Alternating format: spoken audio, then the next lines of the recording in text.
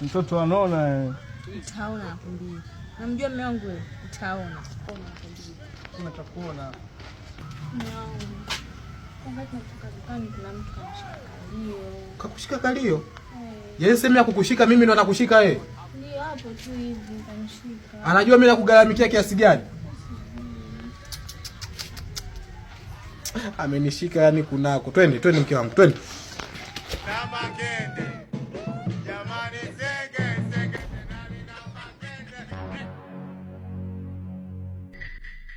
Una mamlaka gani ya kumshika mke wangu unavyotaka? Tena unamshika sehemu ambayo unakuoga napiga mimi.